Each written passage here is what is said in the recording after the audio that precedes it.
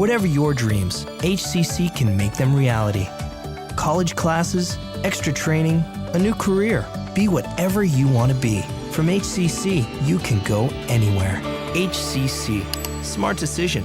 Now, we want to know what the fans think, so we've sent a camera out, and it's going to be curious to see, Indy, if they agree with us. I mentioned defensive backs.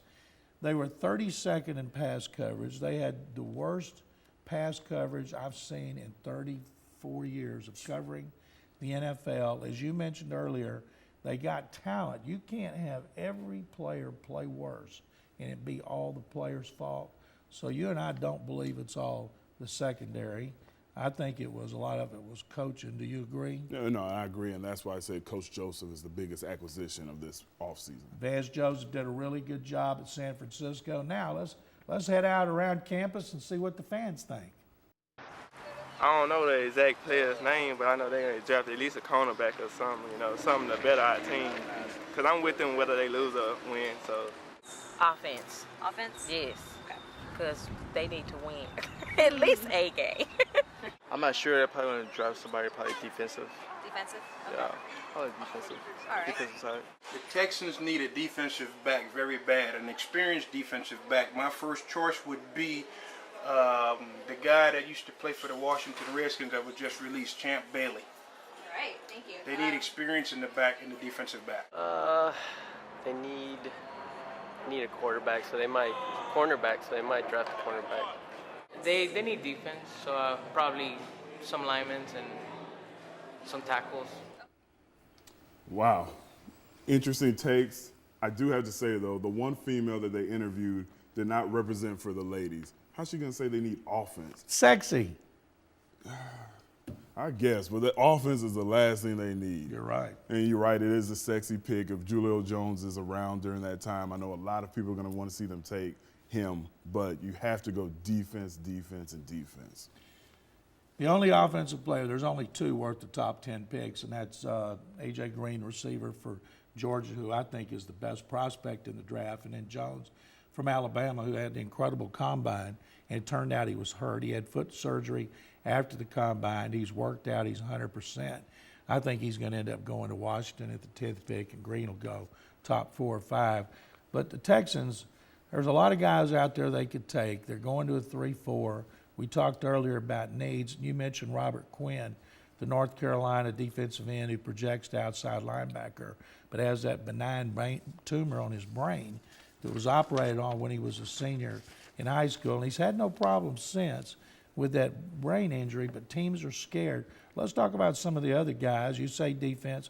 Who are some of the guys you think they may draft? Well, we both agree, whether or not we agree on the actual guy, that their first pick needs to be a pass rusher. But when you have so many holes on the defense, you have to look past just that one need. And I think the second pick needs to address the defensive back position, not so much the cornerback, but the safety position. And there's two guys that I really like. I like Raheem Moore out of UCLA. I don't think he'll be around when they have their selection in the second round, but I do think Razi Dowling out of UVA will be around. This is a big cornerback, 6'2", 200 pounds, very athletic. The one thing that's keeping him under the radar is he's had so many injuries. If he can get healthy and stay healthy, he may be a steal of the draft, because I really like those big corners who move over to safety because they're taking that athleticism with them. Just look to Michael Jackson from the New Orleans Saints, and you can see how productive they can be. Dowlin's stock is going up because since he's been healthy, he's put on quite a show for the scouts. Aaron Williams, a corner from Texas, a lot of people looking at him as free safety. If you look at him as a free safety,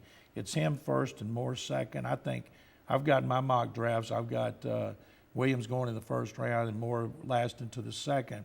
The other DBs, Prince of Mukamara from Nebraska, I think if he's there at 11, they've got to give him a long look, assuming there's not the 3-4 outside linebacker.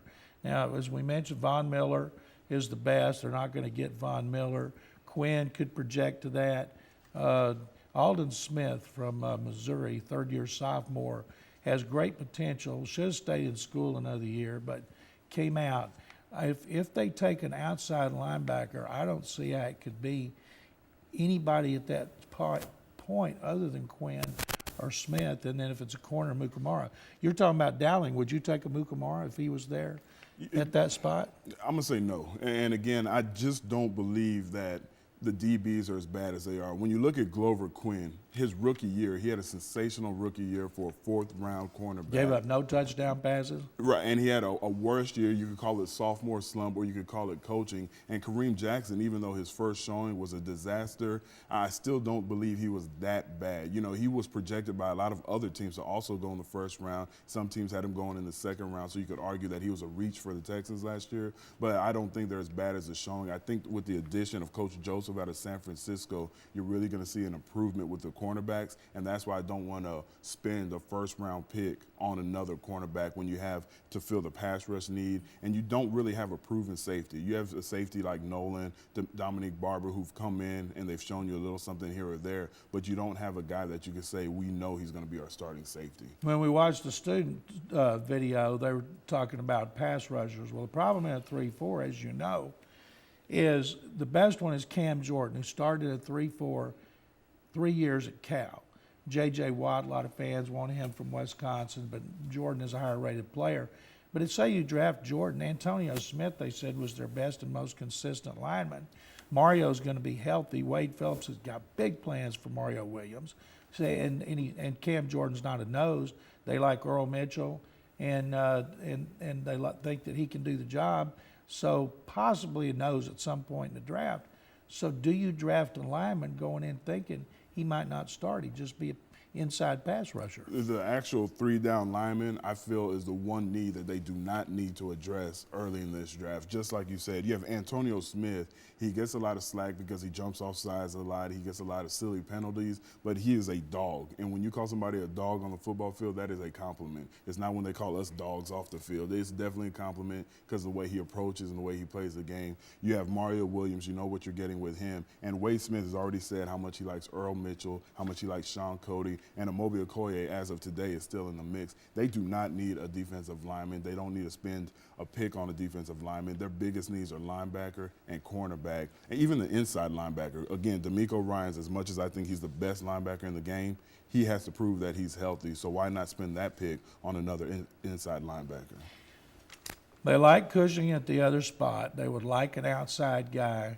But based on who we've talked about so far, the only outside linebacker who might be available right there would be Aldon Smith.